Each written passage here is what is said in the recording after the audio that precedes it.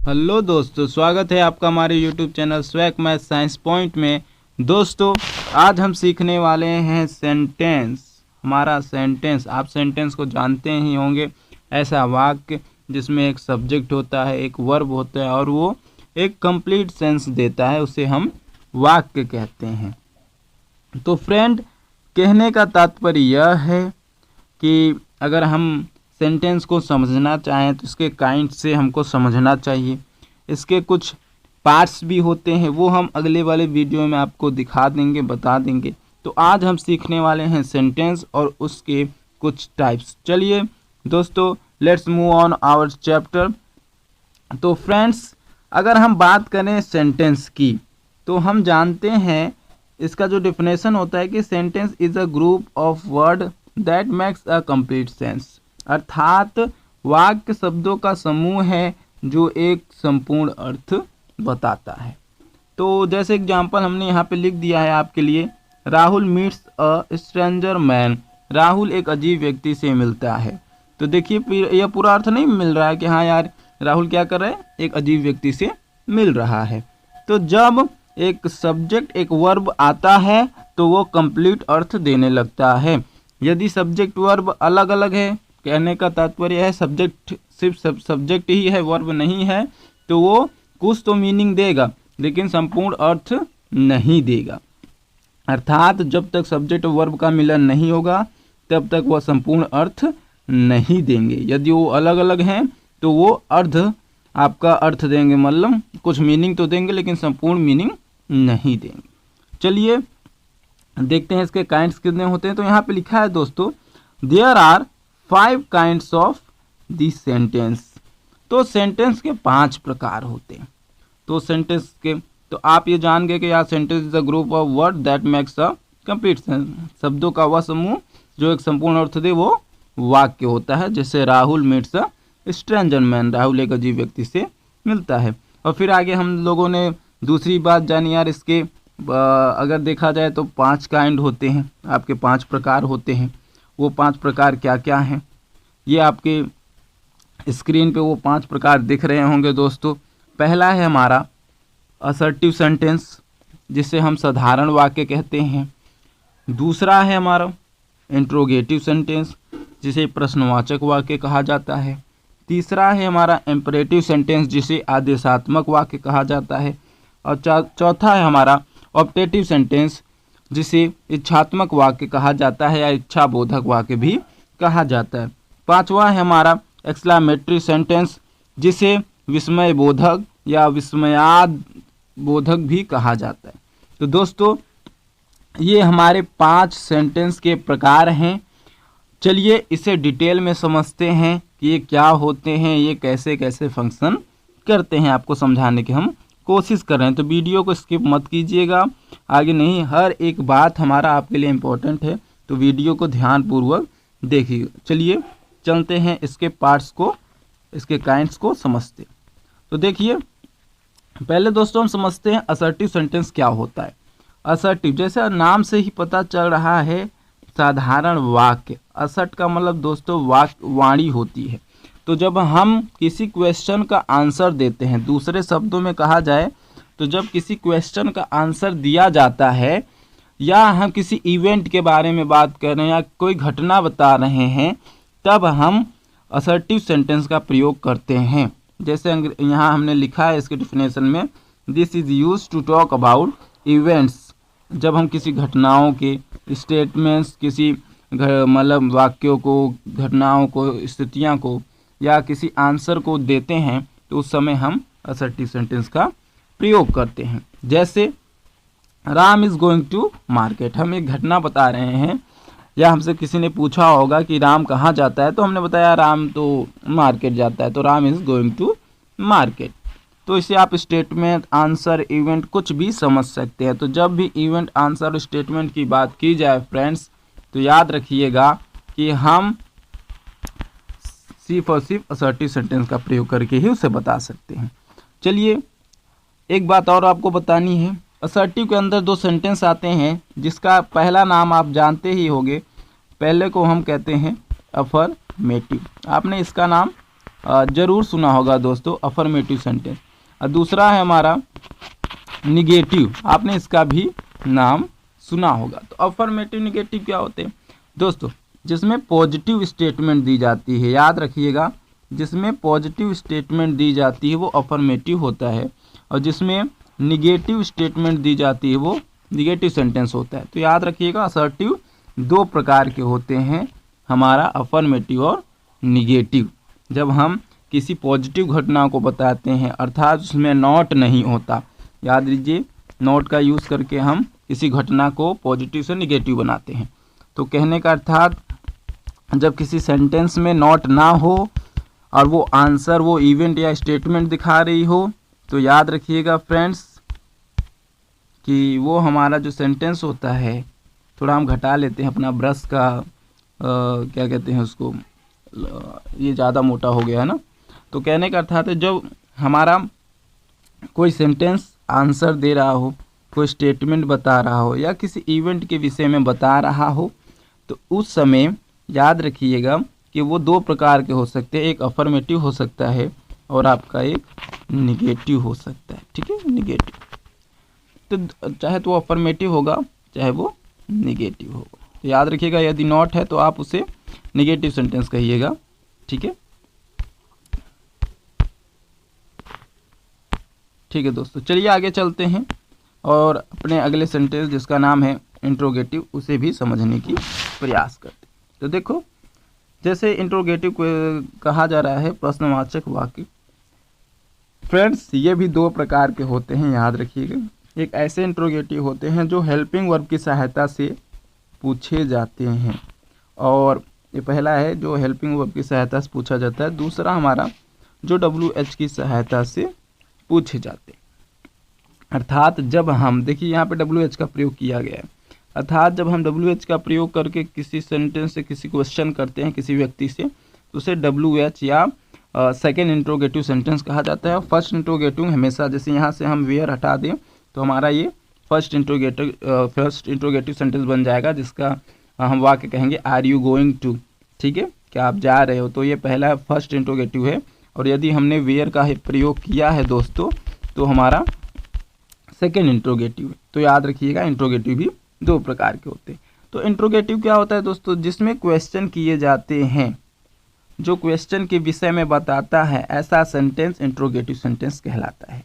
जैसे where are you going, ये question ही तो है, आप कहाँ जा रहे हो। तो जब कोई सेंटेंस क्वेश्चन करे दोस्तों, तो जान जाइएगा वो इंट्रोगेटिव सेंटेंस है। और इसकी पहचान भी हम देखें तो क्वेश्चन मार्क से भी कर सकते हैं, इजली है।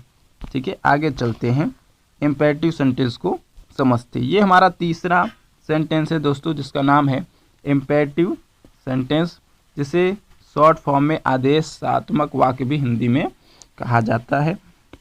इसका डिफिनेशन क्या है दोस्तों? देखिए क्या कहते हैं, क्या बताते हैं। This is use to talk about commands. Command कितने प्रकार के होते हैं दोस्तों? तो तीन, ऑर्डर, रिक्वेस्ट एंड एडवाइस। जब भी हम किसी सेंटेंस में किसी को एडवाइस देते हैं, किसी को ऑर्डर्स दे रहे हो या किसी से रिक्वेस्ट कर रहे हों, तो उस समय हम इम्परेटिव सेंटेंस का प्रयोग करके उससे बातें कर रहे होते हैं और हमें पता भी नहीं होता। तो आज से आप जान जाइए, जिस सेंटेंस का प्रयोग करके आप किसी को ऑर्डर दे रहे हो, रिक्वेस्ट कर रहे हो या एडवाइस कर रहे हो, ऐसे सेंटेंस को इम्परेटिव सेंटेंस कहा जाता है। पहला सेंटेंस, फिनिश योर वर्क, ये ऑर्डर है दोस्तों। रिक्वेस्ट हमेशा प्लीज़ या काइंडली से स्टार्ट होता है, क्योंकि यदि सेंटेंस में आप प्लीज़ और काइंडली का प्रयोग नहीं करेंगे तो वो ऑर्डर बन जाएगा, ना कि रिक्वेस्ट। ये बात याद रखिएगा, जब भी आप किसी से लिखित में कुछ रिक्वेस्ट कर रहे हो तो प्लीज़ और काइंडली का प्रयोग जरूर करें, नहीं तो वो ऑर्डर की उपाधि में चला जाएगा। एडवाइस जैसे ड्राइव केयरफुली, ध्यानपूर्वक चलाइएगा, ये एडवाइस है। चलिए आगे चलते हैं, अपना अगला सेंटेंस देखते हैं, चौथा, जिसका नाम है ऑप्टेटिव सेंटेंस। देखिए दोस्तों, ऑप्टेटिव का जो नाम है वो ऑप्शन से रखा गया था, ये बात हम आपको बता दें।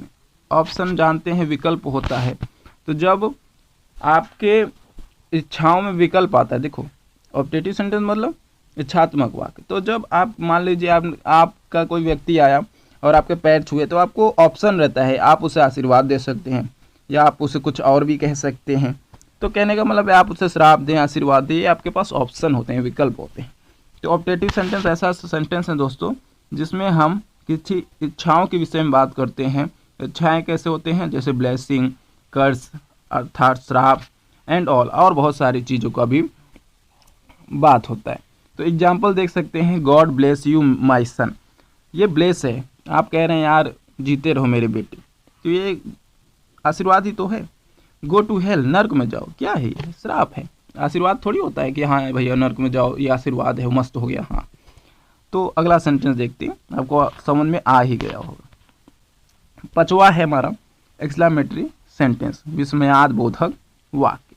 दोस्तों यदि इसकी बात करें तो ये किसके विषय में बताता है, ये स्ट्रॉन्ग फीलिंग के बारे में बताता है। अचानक जो हमारे मुंह से अचानक वाक्य निकलते हैं, एक बैग ही, ऐसे वाक्यों को एक्सक्लेमेटरी सेंटेंस में रखा जाता है। जो भी आप कोई भी वाक्य अगर एक अचानक कोई वाक्य सडनली बोल देते हैं तो उन वाक्यों को हम एक्सक्लेमेटरी सेंटेंस में रखेंगे। स्ट्रॉन्ग फीलिंग को वो दर्शाते हैं, जैसे सरप्राइज के होता है, भय होता है, थ्रिल्स होता है हमारा। तो जब हम लोग इन भावनाओं में आते हैं, अचानक कोई करते हैं तो भय से करते हैं, कभी आश्चर्य हो जाते हैं।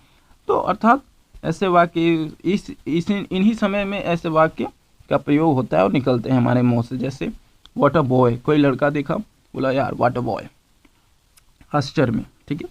आ गोस्ट, चिल्लाते हैं ना, आ गोस्ट, भूत, तो फियरनेस है, ठीक है। दैट्स माई गर्ल, जैसे कभी कभी होता है कोई लड़की फर्स्ट आ जाती है क्लास में, तो उसके पिताजी कहते हैं दैट्स माई गर्ल, यह मेरी बेटी है, माय शाबाश मेरी शेरनी। तो अर्थात ये थ्रिल्स है, अचानक बोले वाले वाक्य।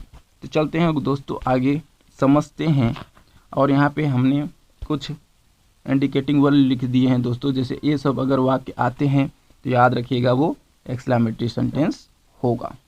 चलिए आइए आपको हम ट्रिक्स बताते हैं, identification of sentence. In tricks से आप किसी भी सेंटेंस को डिफाइन कर सकते हैं कि वो सेंटेंस कौन सा है उन 5 में से, वो असर्टिव है, इंट्रोगेटिव है, इम्पेरेटिव है, या ऑप्टेटिव है, या एक्सक्लेमेटरी है। तो हमारा 2 ट्रिक है, आप दोनों ट्रिक को अगर अच्छे से समझ लेते हैं तो आप कभी भी अगर यदि आपको अर्थ भी नहीं आ रहा है तब भी आप पता कर लेंगे कि हम किस सेंटेंस के विषय में बात कर रहे हैं। तो देखिए पहला क्या लिखा है, जो असर्टिव होते हैं स्टार्ट्स फ्रॉम सब्जेक्ट, ठीक है। तो जो असर्टिव सेंटेंस होते हैं वो सब्जेक्ट से स्टार्ट होते हैं। ये थोड़ा हमने गलत लिख दिया है तो इसको माइंड ना करिएगा।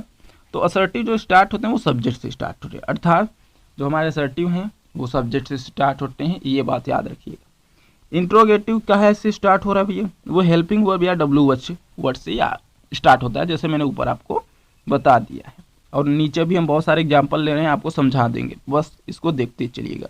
तो जब सब्जेक्ट से स्टार्ट हो तो असर्टिव होता है, जब हेल्पिंग वर्ब या WH से स्टार्ट हो तो वो इंट्रोगेटिव होता है, और इम्परेटिव हमेशा मेन वर्ब से स्टार्ट होता है या प्लीज़ और काइंडली से स्टार्ट होता है। प्लीज़ और काइंडली रिक्वेस्ट के लिए यूज़ किया जाता है, और मेन वर्ब से स्टार्ट हो तो ऑर्डर दिए जाते हैं या आपके लिए एडवाइस की जाती है, जैसे हमने वहाँ ड्राइव केयरफुली देखा।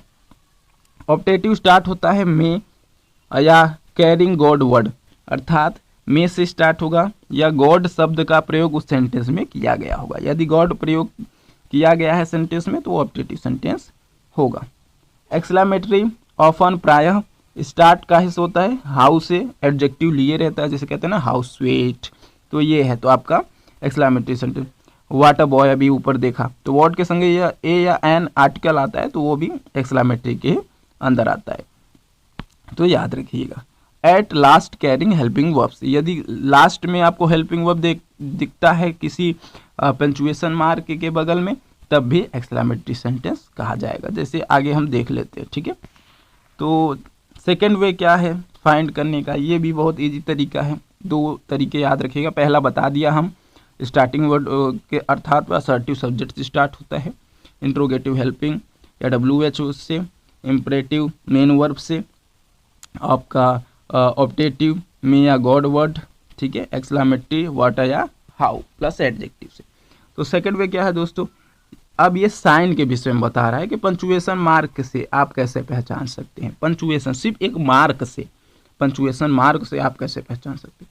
याद रखिएगा, असर्टिव और इम्परेटिव दोनों ही फुल स्टॉप लेते हैं भैया, याद रखिएगा, असर्टिव और इम्परेटिव ये दोनों ही फुल स्टॉप लेते हैं, लेकिन इन दोनों में एक अंतर है कि ये सब्जेक्ट से स्टार्ट होता है और ये वर्ब से स्टार्ट होता है। इंट्रोगेटिव अकेला है जो क्वेश्चन मार्क लेता है, तो क्वेश्चन मार्क आ गया, ये हंसिया आ गया, तो आप जान जाइएगा इंट्रोगेटिव है। यदि सिर्फ ऐसे बिंदु आ रहा है तो वो फुल स्टॉप है।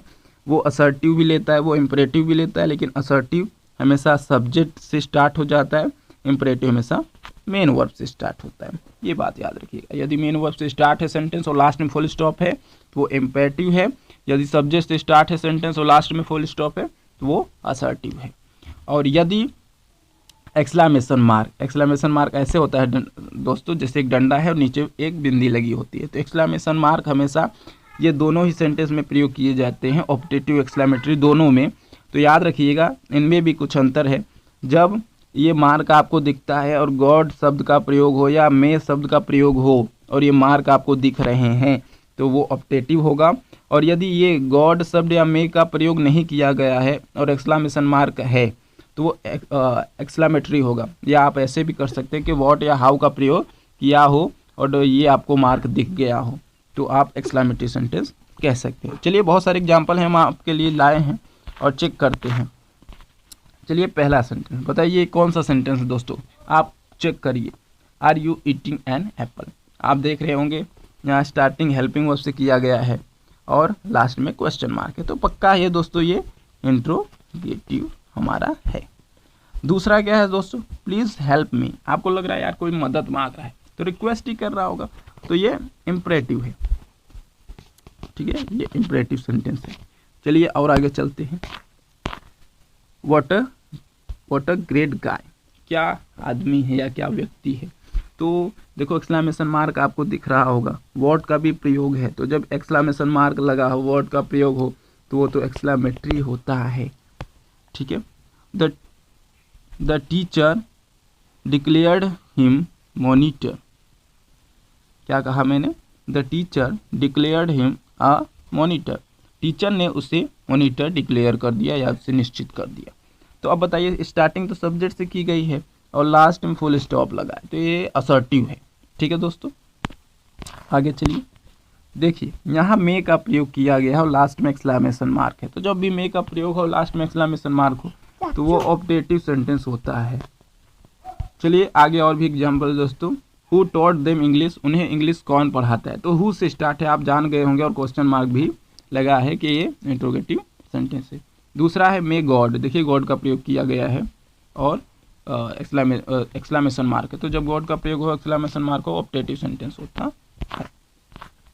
अगला है birds are flying in the sky, देखिए यहाँ पे सब्जेक्ट है और फुल स्टॉप लगा है, तो ये असर्टिव है। Switch off the phone, verb से स्टार्ट हुआ है और लास्ट में फुल स्टॉप है, इम्परेटिव है। दोस्तों एक आखिरी वाक्य ये आपके लिए, how sweet of you, comment box में बताइएगा ये कौन सा सेंटेंस है। मिलते हैं अगले वीडियो में, जय हिंद।